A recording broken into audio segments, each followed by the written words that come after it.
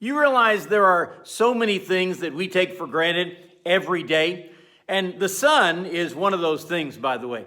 Good morning. This is Pastor Ernie Lewis of the Blue Point Church in Sisney, Illinois, with your thoughts for Tuesday. As we concentrate on the light this week, we must be reminded that God created the sun and all the light for his creatures. Genesis chapter 1 and verse 3 says, "And God said, 'Let there be light,' and there was light. And God saw the light, that it was good, and God divided the light from the darkness, and God called the light day, and the darkness he called night. And the evening and the morning were the first day." Sometimes we take it for granted that the sun will just come up every morning. Actually, there are times when we get aggravated at the sun. We don't like its presence. Maybe we have to stand out in it on a really hot day in the middle of July, and it is uncomfortable for us, right? Or maybe it causes a glare in our picture that we just took. Maybe we didn't want the sun right in that position at that time. Or we forget our sunglasses, and it makes driving a little bit more difficult because of the bright sun of the day. But we miss what God has done for man when he created the sun. First of all, I don't want us to get this picture that God took some gases and formed them into this ball and then flung them out into the universe. You see, when the Bible speaks of creation, it tells us that God spoke all these things into existence.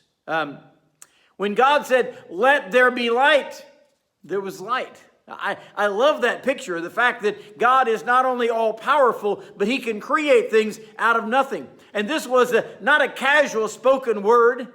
Everything in our created world was very calculated. You realize today, if the earth was a little bit closer to the sun, we would not be able to live here. There would be no vegetation, there would be no water, everything would evaporate, and it would be way too hot. Just imagine what wonders God formed when he placed the sun and the earth in perfect positions. Of course, if the earth were even a little bit farther from the sun, we would not be able to live here either. We would all freeze to death. I still can't believe that they're looking for life on places like Mars, whenever we know there is not the right atmosphere there for man to live. And God divided the light from the darkness. He made day and he made night. I think probably we ought to realize that, because some people don't seem to notice that there's a difference there. They want to go 24 hours a day and I'm sure we don't realize the blessing of that part of creation.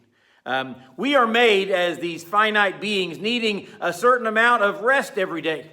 That is what the night was formed for. I realize there may be those who work a night shift, but that is not the norm for our bodies. And the rest we need for our eyes, for our bodies, even rest for a weary soul is brought about because God formed day and he formed night.